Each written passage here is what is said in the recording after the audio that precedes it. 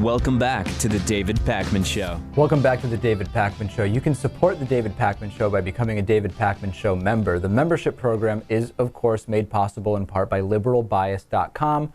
Reality sometimes doesn't live up to right-wing ideals, and there's really only one explanation. Reality suffers from liberal bias, as do facts, Lewis, which we've talked about many times. You can find out more at liberalbias.com. Elizabeth Barrett. I want to welcome Elizabeth Barrett as a new David Pakman Show member. Even more new, is this yet another debut of Korean music? I think at this point I've played them all. I mean, I only got 3 new songs. Turn this one up a little. Gotta love that vocal. Some serious vocal range on these. You guys should really do, Lewis has a metal band named Krakatoa. You guys really have to cover one of these as a heavy metal version. I don't know about that. Anyway, Elizabeth Hold on, Barrett. let me hear this lyric. It really doesn't sound North Korean, I have to say. It sounds more Indian or something like... I was told that this was North Korean trot music. What music? Trot. Trot music. I don't know what that means. Yeah, I'm not either. That's what I was told. Okay, maybe it has something to do with horses trotting. It's got a little gallop to it. Yeah, there you go. All right, well, Elizabeth Barrett, I do want to thank you for becoming a David Pakman Show member. You are awesome, and Lewis really does appreciate it very much. And we hope you love North Korea. Let's just make sure Lewis doesn't start sending Elizabeth Barrett strange emails. That would be... We would have to have a human resources type intervention. Right, right. You would never do that. Why you'd even bring it up is the real mystery. Sounds like you might want to do it. He'll probably log onto my email address and send you a weird email pretending it's for me and then criticize me for it on the show. We talked about... Oh, I'm sorry, was that it? Yeah, that was it. Okay. We talked recently... Just letting people know the types of shenanigans you pull.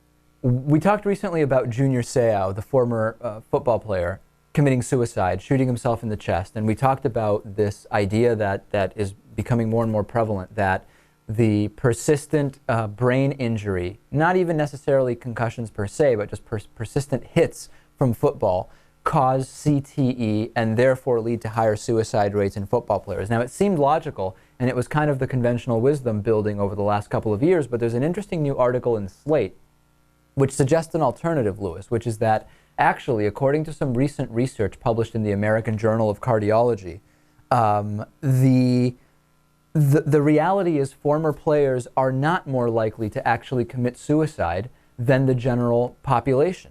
If we actually look at the period between players who played between 59 and 88, 9 perished as a result of, quote, intentional self-harm. And if it were to be the expected percentage based on just general population numbers, it would have been 22 players. So this conventional wisdom may not actually be true, Lewis.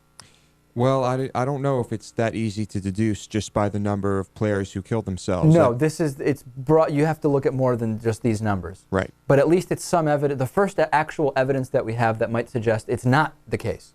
That being said, yesterday I met with a friend of ours who played college football and is actually part of a study that is looking at the long-term effects of former football players. And it was fascinating because he said, when he did the intake, they asked him a lot of questions. And one of the questions was, how many times did you have a concussion?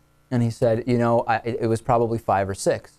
And they said, okay, and how many times did you have a situation where you were hit and you had a physical response, which included either hearing a noise, seeing stars, any of those things where you are perceiving visual or audio, oral things, AURAL.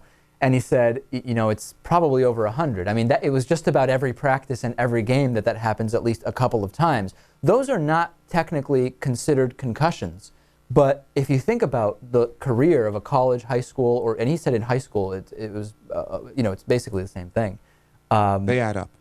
Those add up significantly, and a lot of those aren't even considered concussions. Now, the reality is that after a concussion, you are told you can't play. If you get hit again, the effect could be significant. If you get the seeing stars or hearing the whistle sound or whatever, and then you go right back into the game and get hit again, it's not technically a concussion, but that cumulative effect is significant when you look at the long-term lives of these guys. Yeah, I was just going to say, you need to be careful when we interpret these study results. It's possible that all athletes in all major sports are less likely than the general population to commit suicide.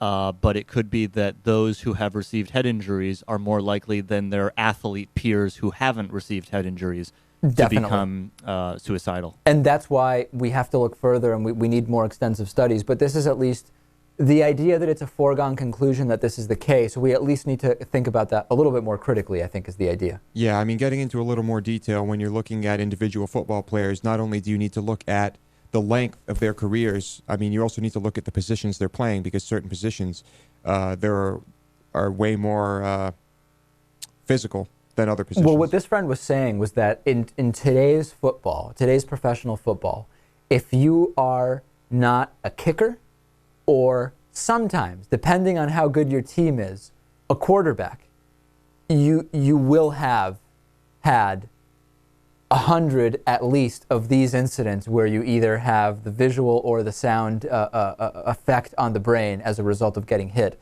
and that's just not good. It's just, and maybe if you're a quarterback, more likely as a kicker, you would avoid that. Yeah, I think there are many factors at play here. It's probably going to take a long time to nail this one.